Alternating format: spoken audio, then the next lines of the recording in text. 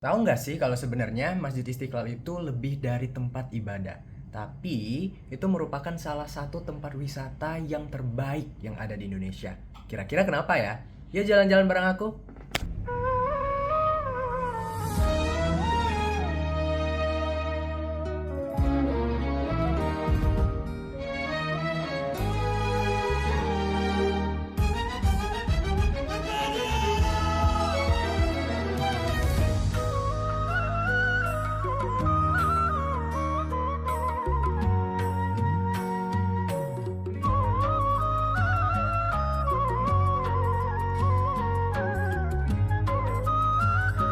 So, kita udah sampai di stasiun Juanda. Sebenarnya kalau keluar dari pintu selatan Istiqlal itu udah kelihatan di sini.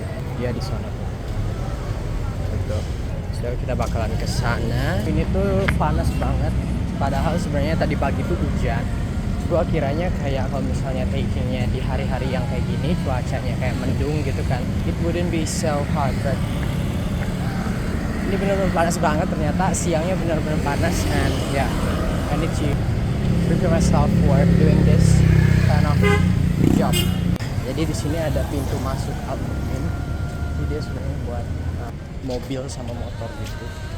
Buat parkir di Masjid Istiqlal ini sendiri dia ada kayak dua places. Jadi di bawah sama di atas ini. Nah di atas ini tuh juga lumayan ramai banget kayak mobil-mobil.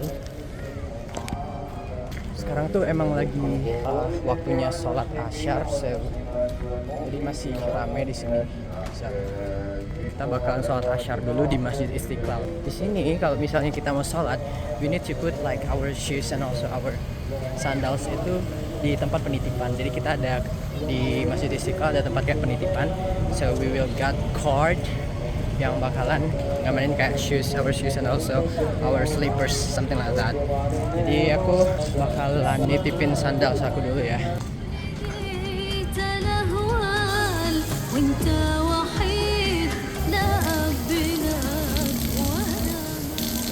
Ini dia Masjid Istiqlal. Jadi Masjid Istiqlal ini dia merupakan masjid nasional yang beradanya itu di pusat ibu kota Jakarta. Masjid Istiqlal ini namanya diambil dari bahasa Arab, Istiqlal, yang berarti kemerdekaan, untuk memperingati kemerdekaan negara Indonesia. Itulah dia dibangunnya itu berdekatan dengan kemerdekaan negara Indonesia, yaitu peletakan batu pertamanya. Kemudian juga Masjid Istiqlal ini dibangunnya berdekatan dengan gereja katedral, yang itu juga melambangkan bahwa negara Indonesia itu ingin menciptakan harmonisasi antar agama sehingga kita itu bisa berkolaborasi bersama tanpa memandang agama satu sama lain, karena kita juga merupakan Bhinneka Tunggal Ika, yaitu berbeda-beda tetapi satu jua. Masjid Istiqlal itu dia ingin membuktikan bahwa hal-hal itu merupakan hal-hal yang real ataupun hal-hal yang nyata, yang tidak dibuat-buat, karena negara Indonesia merupakan negara yang beragam. Disahkan pada tahun 1978 itu pada masa Soeharto, dan dia mengesahkan ini serta memberikan hadiah kepada masjid ini, yaitu adalah beduk, yang salah satu beduk terbesar yang ada di Indonesia. Nah, masjid ini dia dibangunnya itu di atas, yaitu di Taman Wilhelmina. Itu merupakan salah satu benteng pertahanan Belanda.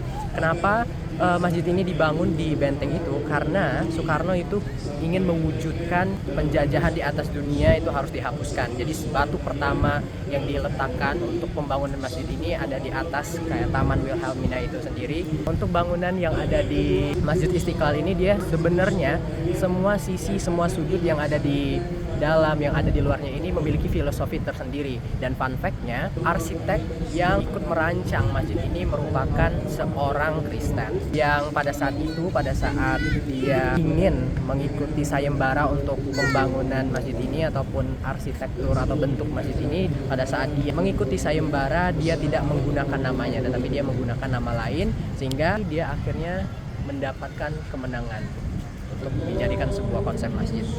Dan untuk arsitek dari Masjid Istiqlal ini sendiri, dia sebenarnya sering sekali mengelilingi Indonesia dan bahkan dunia untuk melihat masjid-masjid untuk menjadi inspirasinya. Tetapi pada saat dia membuat ataupun menggambar Masjid Istiqlal ini, dia mengatakan bahwa dia tidak terinspirasi dari masjid manapun. karena dia benar-benar menggabungkan unsur-unsur nasionalisme dan juga Islam di dalamnya gitu. Masjid Istiqlal sendiri cuma punya satu menara yang ada di sekitarannya, itu melambangkan ketuhanan Tuhan itu esa, yaitu Allah Subhanahu wa taala. Dan untuk kubahnya sendiri, kubah di masjid ini dia punya satu kubah yang sangat besar, itu diameter dari kubah itu berkisaran 45 meter, melambangkan tahun kemerdekaan negara Indonesia. Jadi dia benar-benar semuanya itu memiliki konsep tersendiri.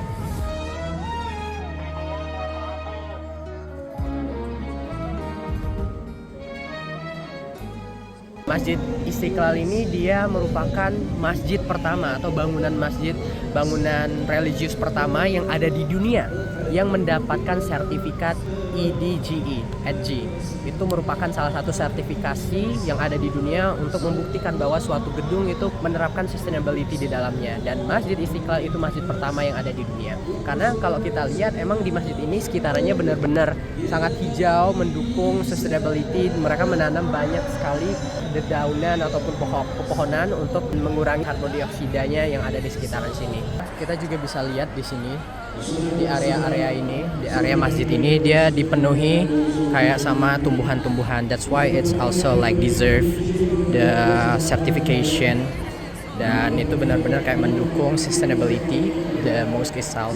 Nah, masjid ini dia di dalamnya tidak ada pendingin sama sekali atau tidak ada AC sama sekali, tetapi dia mempunyai pori-pori yang bisa kita lihat di sana. Dia seperti pori-pori itu sebenarnya merupakan aliran udara. Jadi udara yang masuk dan juga keluar itu akan selalu berganti, sehingga aliran udara yang ada di dalamnya itu menyejukkan orang-orang yang melakukan ibadah di Masjid Istiqlal. Jadi walaupun dia tidak ada air conditioner ataupun pendingin ruangan, tetap saja Masjid Istiqlal ini waktu kita masuk ke dalamnya itu akan terasa sejuk. Jadi itu benar-benar concepting dan juga bagaimana orang membangun dengan industrialnya dan juga digabungkan dengan arsitektur, konsep yang sudah dirancang tadi itu benar-benar terkonsep secara baik, sehingga itu menjadi suatu hal yang bisa kita ceritakan juga pada saat ada turis ataupun orang lain yang ingin mengenal Masjid Istiqlal ini secara lebih dalam.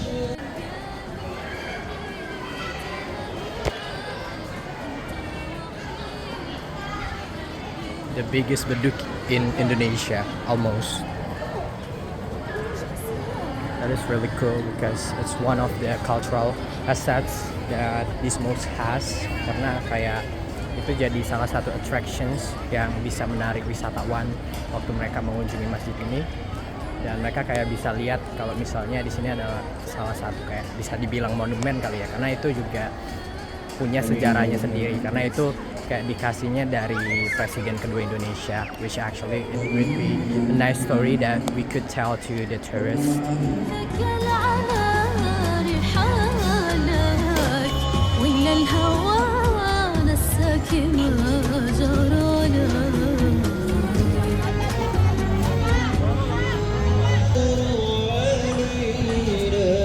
Akses untuk menuju Masjid Istiqlal ini sendiri juga dapat dikatakan sangat mudah, karena dengan adanya transportasi umum yang disediakan oleh pemerintah dan juga negara Indonesia, kita dapat mengunjungi Masjid Istiqlal ini secara gampang dan juga tidak terlalu mahal.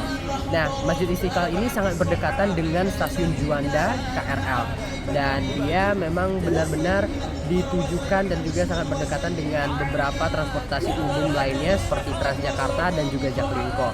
Hal tersebut membuktikan bahwa kita dapat mengunjungi Masjid Istiqlal ini secara mudah. Nah, Masjid Istiqlal ini juga fun fact-nya dia tidak memiliki pintu dan juga jendela. Mengapa? Itu membuktikan dan juga menggambarkan bahwa masjid kita ini terbuka untuk siapa saja yang dapat datang. Karena Islam sendiri mengajarkan untuk kita dapat menyokong dan juga menopang semua orang yang ada di dunia. Masjid Istiqlal ini bisa dikatakan bahwa ini adalah cultural assets yang dimiliki oleh Indonesia. Apalagi kalau nanti dia bisa berumur sampai ribuan tahun. Karena tujuan dari Soekarno untuk membangun Masjid Istiqlal ini sendiri, dia ingin menjadikan rumah ibadah ini adalah rumah ibadah yang tidak kekang oleh waktu. Dia inginnya masjid ini bisa dijadikan untuk masjid ataupun tempat ibadah untuk beribu-ribu tahun lamanya. Itulah mengapa kita dapat mengkategorikan bahwa ini nantinya dan juga sekarang ini merupakan cultural assets yang dimiliki oleh Indonesia. Tentu saja dengan cultural assets ini kita dapat membuat banyak sekali cultural products yang dapat kita perkenalkan dan juga dapat kita jual kepada masyarakat atau turis yang berdatangan ke area ini. Jadi Masjid Istiqlal ini sangat rutin mengadakan seperti khutbah, kemudian seminar, kemudian mereka juga memiliki festival yang mereka adakan 1 tahun sekali pada saat penghujung tahun. Itu membuktikan bahwa ada banyak sekali yang sebenarnya dapat kita jual kepada masyarakat dan juga turis untuk dijadikan sebagai salah satu unique selling point dari Masjid Istiqlal ini sendiri. Kemudian ada banyak sekali produk-produk yang memiliki penamaan Masjid Istiqlal seperti kaos-kaos, kemudian peci, yang hal-hal tersebut dapat kita jadikan oleh-oleh apabila ada pengunjung ataupun masyarakat seperti turis pada saat mereka berdatangan ke Masjid Istiqlal.